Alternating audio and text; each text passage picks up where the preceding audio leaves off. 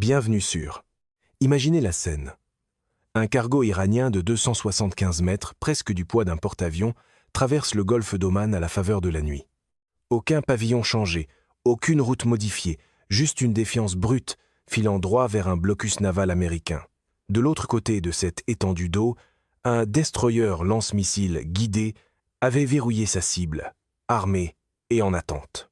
L'équipage de ce navire avait été averti pendant 6 heures complètes. Les avertissements résonnaient à la radio. Toutes les quelques minutes, la même transmission glaçante venait de l'USS Prudence. Navire à moteur Tuska, évacuez votre salle des machines. Nous sommes prêts à vous neutraliser par un tir incapacitant. Ils n'ont pas fait demi-tour. Ce qui s'est passé ensuite, capté en direct par la caméra et diffusé au monde entier par le commandement central des États-Unis, est devenu l'un des moments les plus dramatiques de plusieurs décennies de confrontation dans le Golfe. Le Prudence a ouvert le feu avec son canon naval Mk-40E 5 de 5 pouces, touchant directement la salle des machines du Tuska. L'énorme navire s'est retrouvé immobilisé. En quelques minutes, des marines américains ont descendu en corde rapide depuis des hélicoptères MH-60 Seahawk sur le pont. Et comme ça, au milieu de la nuit du 19 avril, les États-Unis ont saisi un navire iranien pour la première fois dans ce conflit. Ce n'était pas un tir d'avertissement, ce n'était pas un exercice. Washington envoyait un message impossible à mal interpréter. Pas à Téhéran, pas à Pékin, nulle part sur Terre. Et dans l'orbite de Trump, chaque message de ce genre est vite habillé, comme si un angle de caméra constituait à lui seul une doctrine de politique étrangère. Ce qui rend ce moment encore plus extraordinaire, c'est qu'il ne s'est pas produit de façon isolée. Il s'agit de l'aboutissement de l'une des escalades navales les plus intenses et les plus concentrées que le monde ait vues dans cette région depuis très longtemps. Et si la saisie du Tuska donnait l'impression d'être la fin de l'histoire, ce n'était pas le cas. Ce qui se déroule dans le détroit d'Ormuz va remodeler l'ordre énergétique mondial, l'avenir de l'Iran et, possiblement, l'ensemble du Moyen-Orient. Pour comprendre comment on en est arrivé à ce point d'embrasement, je dois revenir au matin du 17 avril. Pendant un bref instant, le monde a repris son souffle. L'Iran a annoncé que le passage par le détroit d'Ormuz, cet étroit goulet d'étranglement par lequel transite environ 20% du pétrole mondial chaque jour, était complètement ouvert. Les navires commerciaux, les pétroliers, les cargos, tous pouvaient passer librement. Les marchés ont réagi instantanément. Le Brent a glissé vers son plus bas niveau en plusieurs semaines. À Washington et à Islamabad, des diplomates ont parlé prudemment de progrès. Pendant une journée complète, on a eu l'impression que la crise pouvait se désamorcer. Cela a duré exactement 24 heures. Le 18 avril, l'Iran a fait volte-face. Le régime a annoncé qu'il refermait Hormuz, en invoquant ce que Téhéran décrivait comme des manquements américains à leurs engagements, plus précisément le refus de Washington de lever son blocus naval. Et cette fois, le corps des gardiens de la révolution islamique n'a pas seulement annoncé la fermeture, il l'a imposée par le feu. Selon plusieurs sources de suivi maritime, et selon la confirmation de la plateforme de données pétrolière Tanker Trackers, environ 20 navires commerciaux ont brusquement changé de cap vers Oman dans un mouvement de panique le matin du 18 avril. Au moins 3 pétroliers ont été pris pour cible dans le détroit par des vedettes rapides du corps des gardiens de la révolution islamique. Et l'incident qui a le plus glacé le monde maritime, c'est ce qui est arrivé au Sanmar Herald, un immense pétrolier indien de classe Suezmax, transportant 2 millions de barils de brut irakien. Le capitaine du Sanmar Herald avait pourtant tout fait correctement. Il avait obtenu l'autorisation des autorités iraniennes. Son nom figurait sur leur liste. Il avait la permission de passer. Et puis, sans avertissement, des vedettes rapides du corps des gardiens de la révolution islamique ont ouvert le feu. L'enregistrement capté sur la passerelle du Sanmar Herald et diffusé par Tanker Trackers est difficile à écouter. La voix du capitaine, de plus en plus désespérée, est passée sur la radio maritime. Sea Navy, ici Mohan Gaston. Vous m'avez donné l'autorisation de passer. Mon nom est le 2e sur votre liste. Vous m'avez donné l'autorisation de passer. Vous tirez maintenant. Laissez-moi faire demi-tour. Il n'y a eu aucune réponse. Il n'y a eu aucune sommation. Il n'y a eu aucun avertissement. Les tirs se sont simplement arrêtés et le navire a gagné péniblement les eaux omanaises. Dans ces mêmes minutes, un porte-conteneur a été touché par des tirs perdus. Au total, selon des informations de Bloomberg et du New York Post, au moins 3 navires commerciaux ont été pris pour cible dans une même fenêtre opérationnelle. Le monde a vu en temps réel jusqu'où l'Iran était prêt à aller avec l'approvisionnement pétrolier mondial. C'est dans les heures qui ont immédiatement suivi ce chaos que les États-Unis ont pris une décision qui allait définir toute cette confrontation. Et dans le style de communication de Trump, une décision comme celle-là n'est jamais simplement présentée. Elle est mise en scène comme la phrase finale d'un rassemblement où le volume tient lieu de stratégie. La force navale que Washington a rassemblée dans le détroit d'Ormuz et autour de celui-ci est, à tout point de vue, extraordinaire, une concentration de puissance militaire qu'on n'avait pas vue dans ces eaux depuis des décennies. Au cœur de l'opération se trouvent les destroyers lance-missiles guidés de classe Harley Burke, l'USS Michael Murphy et l'USS Frank E. Peterson Jr. ont pris des positions d'avant-garde au début d'avril. Derrière eux est arrivé l'USS Pruance, DDG 111, qui allait ensuite inscrire son nom dans les livres d'histoire. Mais la force des destroyers n'est que l'avant-garde. Derrière, elles sont arrivées les porte-avions, l'USS Gerald R. Ford, le plus grand navire de guerre au monde, est revenu dans la région par la mer Rouge, accompagné de 2 destroyers et d'une aile aérienne de combat, de 90 appareils. Ce navire possède un historique opérationnel à la fois dans les opérations au Venezuela et dans des confrontations avec l'Iran. Ce n'est pas un bâtiment qui se déplace quelque part sans qu'un message soit envoyé. À ses côtés, l'USS Abraham Lincoln a établi un 2e groupe aéronaval de combat dans le même bassin. Cela signifie que Washington a maintenant 2 groupes aéronavals de combat complets positionnés simultanément juste sous le nez de l'Iran. Dans l'argumentaire pro-Trump, ce genre d'image arrive toujours bien poli, comme si le spectacle et l'art de gouverner relevaient de la même chose. Pour les opérations d'arraisonnement à haut risque, la 31 unité expéditionnaire des marines opère depuis le navire d'assaut amphibie USS Tripoli.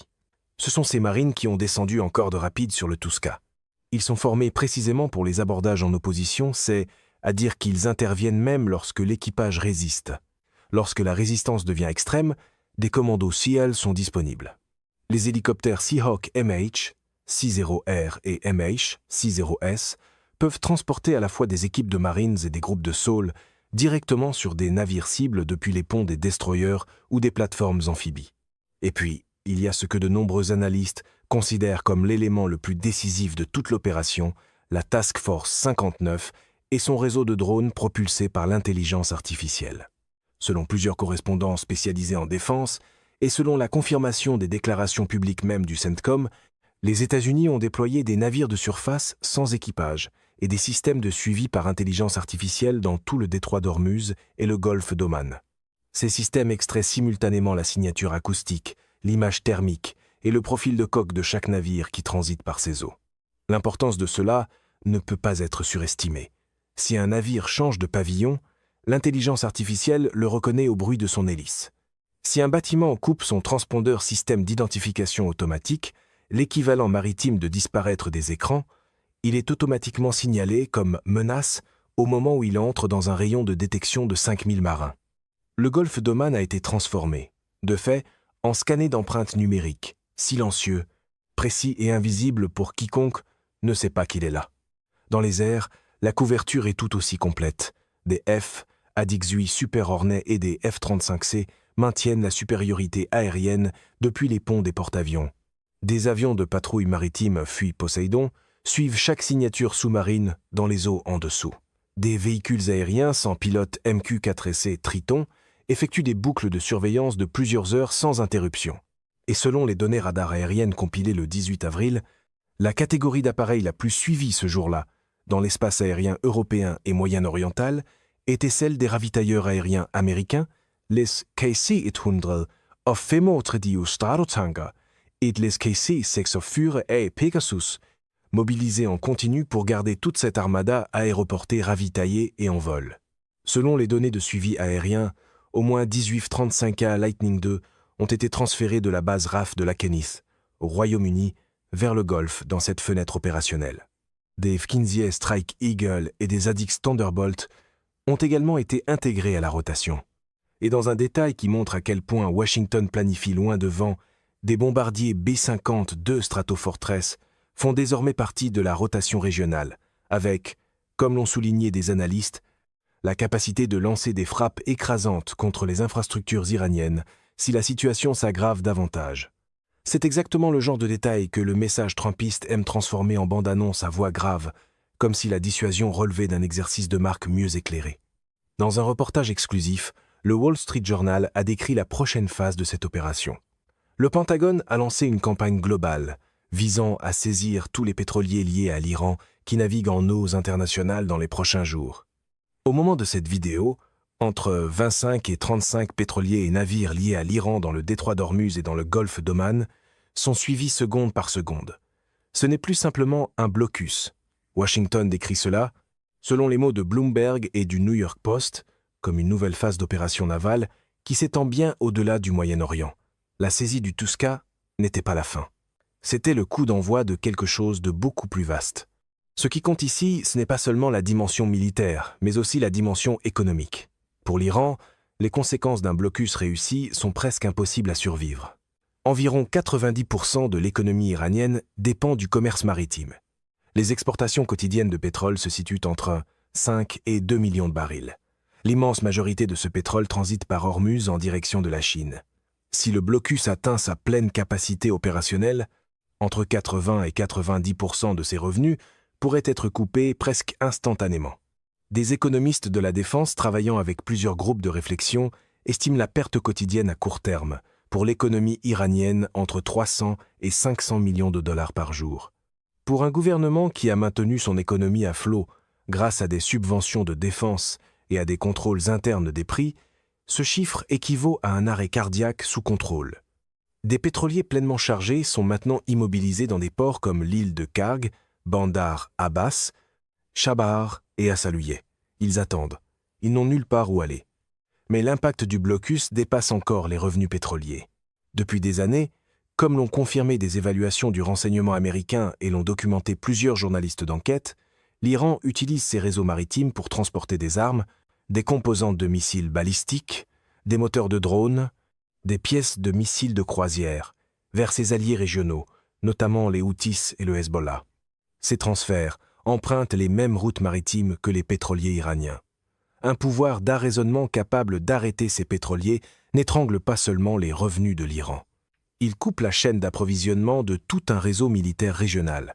Couper ces routes et la capacité de l'Iran à projeter sa puissance par l'intermédiaire de ses forces alliées au Yémen, au Liban, en Irak et en Syrie pourrait s'effondrer en quelques mois. C'est pourquoi des analystes décrivent le multiplicateur stratégique de cette opération comme largement supérieur à celui d'un simple blocus économique. Washington n'essaie pas seulement de faire mal financièrement à l'Iran, il tente d'étouffer tout un axe de résistance. Il y a aussi un détail tactique crucial que la plupart des couvertures n'ont pas relevé. Les États-Unis mènent délibérément leurs opérations d'arraisonnement non pas à l'intérieur du détroit d'Ormuz lui-même, mais dans le golfe d'Oman et en mer d'Arabie. La raison est simple et stratégiquement brillante. Dans le détroit, large de 33 km, les batteries de missiles côtières iraniennes et les vedettes d'attaque rapides peuvent réagir en quelques minutes. En haute mer, les destroyers américains disposent d'un champ de tir complet à 360 degrés et d'une supériorité radar totale. Ce choix protège en même temps le personnel américain et prive l'Iran du prétexte à l'escalade qu'il obtiendrait avec un affrontement rapproché dans ses propres eaux côtières. Bien sûr, une fois relayé par le mégaphone trumpiste, ce type de retenue stratégique est généralement reconditionné en preuve de fermeté personnelle, avec un slogan de campagne collé par-dessus. En outre, le CENTCOM et le commandement Indo-Pacifique des États-Unis ont coordonné des opérations de suivi dans l'océan Indien, le détroit de Malacca et même en mer de Chine méridionale. Même si un pétrolier iranien parvenait à sortir d'Ormuz, il pourrait être intercepté de nouveau au large de la Malaisie. La stratégie iranienne de routes alternatives, celle qui a permis pendant des années de soutenir des exportations pétrolières parallèles, a de fait été rendue inutile. Mais ce serait une grave erreur de croire que cette histoire est entièrement à sens unique. C'est ici que je dois être honnête au sujet des risques. L'Iran n'est pas impuissant. Le corps des gardiens de la révolution islamique passe depuis des décennies à se préparer précisément à ce type de confrontation. Et ce que les analystes militaires appellent sa doctrine des méthodes SAIL repose sur l'imprévisibilité, la surprise asymétrique et la volonté d'absorber des coups en échange d'une perturbation disproportionnée infligée à l'adversaire. Le premier niveau de menace, c'est le stock de mines. Selon des estimations en source ouverte, l'inventaire de mines navales iraniennes dépasserait 5000 unités. la majorité étant à déclenchement magnétique. Dans une voie d'eau étroite comme Ormuz, même une poignée de mines déployées peut détourner tout un groupe aéronaval de combat. Les États-Unis ont déployé des véhicules sous-marins sans équipage pour le déminage, afin de répondre à cette menace. Mais la découverte d'une seule mine peut modifier la route d'un destroyer pendant des heures. Le deuxième niveau, c'est l'essaim de vedettes d'attaque rapide. L'Iran maintient plus de 180 vedettes rapides d'attaque, dont la plupart sont armées de missiles guidés ou de roquettes non guidées. Leur doctrine opérationnelle n'est pas de couler un destroyer. Elle consiste à saturer ces systèmes radars défensifs par des attaques simultanées et multidirectionnelles. Même un navire de guerre équipé d'un système rapproché Phalanx, capable de tirer 4500 coups par minute, fait face à un véritable problème d'équation lorsqu'il est confronté à 30 menaces indépendantes, simultanées. Le troisième niveau, c'est la guerre sous-marine. L'Iran exploite plus de 20 sous-marins de classe Gadir, de petits bâtiments d'eau peu profondes, conçus précisément pour échapper à la détection sonar conventionnelle et tendre des embuscades à la torpille dans les approches côtières. Ces sous-marins représentent une catégorie de menaces qu'aucune flotte de surface, même la plus sophistiquée, ne peut tout simplement ignorer. Le long des côtes iraniennes, des batteries mobiles de missiles antinavires de classe Nour et Kossar sont prépositionnés dans des cols de montagne, à l'entrée de grottes, selon certaines évaluations du renseignement, dans des structures civiles. Ces systèmes peuvent frapper des cibles à plus de 200 km et fonctionnent selon une doctrine de tir puis déplacement. Le lanceur tire et change de position en quelques secondes, ce qui le rend presque impossible à frapper en retour. Et puis il y a les drones. Les drones iraniens des séries Shahed et Mohajer ont été largement utilisés dans la guerre en Ukraine et abondamment testés contre des plateformes navales. Un seul Shahed 136 coûte environ 20 000 $ à produire. Le missile SM-2 utilisé pour l'intercepter coûte près de 2 millions de $. Dans un engagement soutenu par Essin, l'économie seule favorise l'attaquant. Le Pentagone, selon des informations classifiées citées par plusieurs correspondants spécialisés en défense, a maintenant positionné dans le Golfe des systèmes de défense rapprochés à laser pour répondre précisément à cette menace, une reconnaissance discrète du fait que l'interception par missile traditionnel, à elle seule, est insuffisante. Washington n'est aveugle à rien de tout cela. Les États-Unis ont assemblé une réponse dédiée à chaque niveau de menace. Des systèmes sous-marins sans équipage contre les mines, des hélicoptères d'attaque Apache depuis l'USS Louis B. Pouleurs contre les essaims de vedettes rapides, des chaînes de ciblage furtives de F-35 contre les batteries de missiles côtières et une couverture de renseignement, surveillance et reconnaissance 24 heures sur 24, assurée par des étroits Sentry AWACS et des Eonzi ABACN servant de relais de communication. Chaque élément de l'inventaire des menaces iraniennes a trouvé sa contre-mesure, mais la confrontation demeure dangereuse. La portée politique de tout cela est tout aussi importante parce que l'escalade militaire se déroule en parallèle avec quelque chose d'aussi important. Au matin du 19 avril, 2 avions de transport C-17 Globemaster de l'US Air Force ont atterri à la base aérienne de Nurkan, à l'extérieur d'Islamabad. Les routes reliant la base à la ville ont été immédiatement bouclées. Les hôtels emblématiques Serena et Marriott d'Islamabad ont évacué tous leurs clients et suspendu les nouvelles réservations jusqu'au vendredi. D'importants périmètres de sécurité ont été établis autour de Rawalpindi et d'Islamabad. Alors que des négociateurs américains étaient sur place, il s'agissait du deuxième cycle de pourparlers États-Unis-Iran mené sous médiation pakistanaise. Le premier cycle, tenu le 11 avril dans la même ville, s'était terminé sans entente. La délégation iranienne avait décrit les discussions comme l'engagement le plus intense entre les deux pays en 47 ans et avait indiqué que les pourparlers s'étaient rapprochés d'un possible protocole d'entente. Mais, selon leurs propres mots, les deux camps demeuraient très éloignés sur 2 enjeux centraux, le sort du stock iranien d'uranium enrichi et la réouverture permanente du détroit d'Ormuz. Puis la saisie du Tuska a eu lieu. L'Iran a annoncé, par l'intermédiaire des médias d'État, qu'il n'avait pas l'intention d'envoyer sa délégation au pourparlers prévu le lundi. Le premier vice-président iranien, Mohammad Reza Aref, a formulé la réponse de Téhéran dans une déclaration exposant la position du régime en termes très clairs. Comme l'a rapporté le Jérusalem Post, il a déclaré « soit un marché pétrolier libre pour tous, soit le risque de coûts élevés pour tout le monde. La stabilité des prix mondiaux de l'énergie dépend d'une fin garantie et durable de la pression économique et militaire exercée contre l'Iran. Les marchés pétroliers n'ont pas manqué le message. Comme l'ont rapporté CNN et le Washington Post, le Brent a bondi d'environ 7%, à près de 97 $ le baril, à la nouvelle. Le brut américain a suivi, grimpant autour de 90 $. Des analystes de grandes salles de marché ont averti que les prix pourraient demeurer élevés jusqu'en 2026, et au-delà, non seulement à cause du blocus en cours, mais aussi parce que, même si une entente était conclue, les infrastructures iraniennes d'exportation pétrolière endommagées exigeraient des mois de réparation avant qu'une production significative puisse reprendre. C'est dans ce moment hautement volatile que Donald Trump est intervenu avec un message qui a dissipé toute ambiguïté restante sur la position de Washington. S'exprimant sur son compte Truth Social dans les heures entourant l'opération contre le Tusca, Trump a déclaré « Nous proposons une entente très équitable. S'il refuse, les États-Unis détruiront toutes les centrales électriques et tous les ponts de l'Iran. Il n'y aura plus de gentils. » C'est la méthode Trump bien connue. Comprimer une crise géopolitique en une phrase qui sonne à mi-chemin entre une menace, un slogan et la fin improvisée d'une conférence de presse.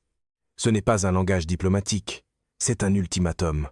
C'est aussi le genre de formulation qui traite l'escalade comme si elle pouvait remplacer la cohérence. La logique stratégique de la position de Washington est claire.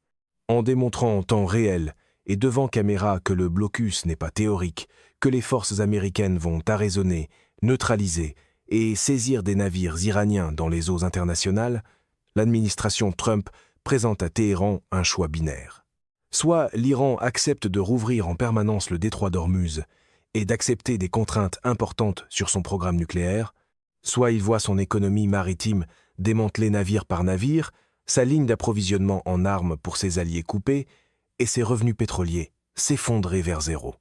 Dans le récit pro-Trump, ce choix binaire est toujours vendu comme de la force d'abord, puis expliqué plus tard, si jamais il l'est. Le cessez-le-feu qui tenait entre les États-Unis et l'Iran, aussi fragile fut-il, doit expirer mercredi. Au moment de cet enregistrement, il demeure incertain que l'Iran envoie ou non une délégation à Islamabad. Le ministre iranien des Affaires étrangères a décrit la situation comme l'engagement diplomatique le plus intense en 47 ans. Cette description peut se lire de deux façons. Elle peut signifier une occasion sans précédent, ou elle peut signifier que les deux camps comprennent qu'ils sont plus près d'une rupture catastrophique qu'à n'importe quel moment depuis le début de la crise actuelle. Si l'on prend tout le tableau et qu'on recule, il existe une dernière dimension de cette opération que les manchettes ne saisissent pas adéquatement. Les États-Unis ne mènent pas seulement une bataille navale dans le Golfe, ils mènent une guerre logistique mondiale. Le pétrole iranien ne circule pas seulement vers la Chine par Ormuz. Depuis des années, des réseaux parallèles de pétroliers déplacent du brut iranien par des routes alternatives, en transbordant par des ports intermédiaires en Asie du Sud-Est, en falsifiant des documents, en changeant de pavillon en mer et en blanchissant la cargaison dans le marché légitime. Washington ferme maintenant toutes ces routes simultanément.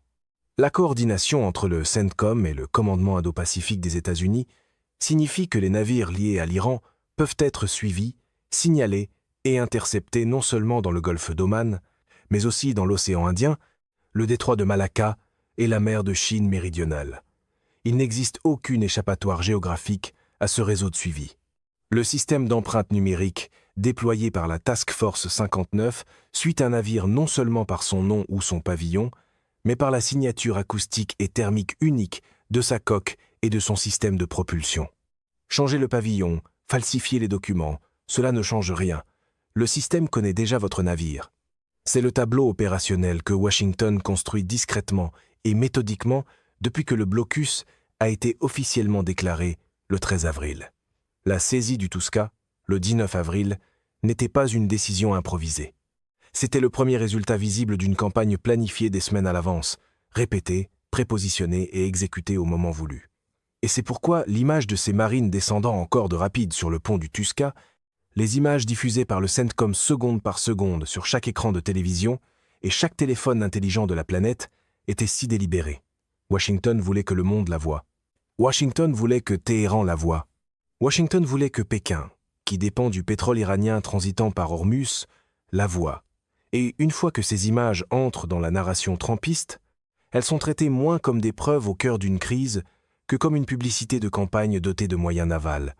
Le message ne portait pas seulement sur un navire, Il portait sur chaque navire, chaque pétrolier, arborant des couleurs iraniennes ou lié à des réseaux iraniens, chaque commandant de vedette rapide du corps des gardiens de la révolution islamique qui pense que les États-Unis vont scier. L'Iran fait maintenant face à une confrontation sur 3 fronts simultanés.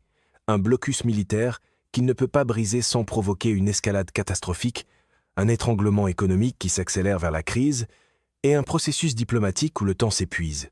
Ces menaces asymétriques sont réelles et doivent être prises au sérieux. Les mines, les sous-marins, les essaims de drones. Mais chacune de ces capacités a été conçue pour une embuscade ponctuelle, pas pour une guerre d'attrition soutenue contre la force navale, la mieux dotée en ressources sur la planète.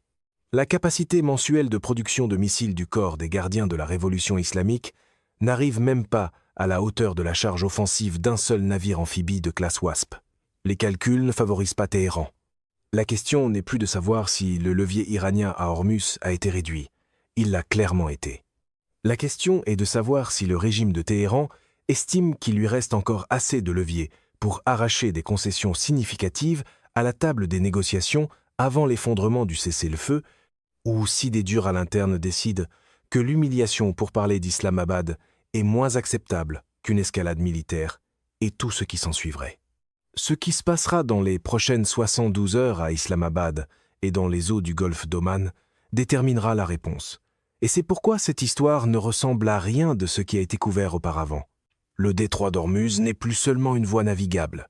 Il est devenu le système nerveux central d'une confrontation entre la plus grande puissance militaire du monde et un régime qui a mis sa survie sur sa capacité à contrôler un seul point d'étranglement de 33 km. Un camp dispose de 2 groupes aéronavals de combat, d'une grille de drones pilotée par l'intelligence artificielle et des forces d'opération spéciales les plus expérimentées du monde. L'autre camp dispose d'armes asymétriques, d'un désespoir géopolitique et du fait qu'il sait qu'une fermeture, même brève, de ce détroit provoque des convulsions sur les marchés pétroliers. Quelque chose devra céder. C'est la fin de ce bulletin d'information. N'oubliez pas de vous abonner pour ne rien manquer de l'actualité en France et dans le monde. Merci de nous avoir suivis. Au revoir, à bientôt.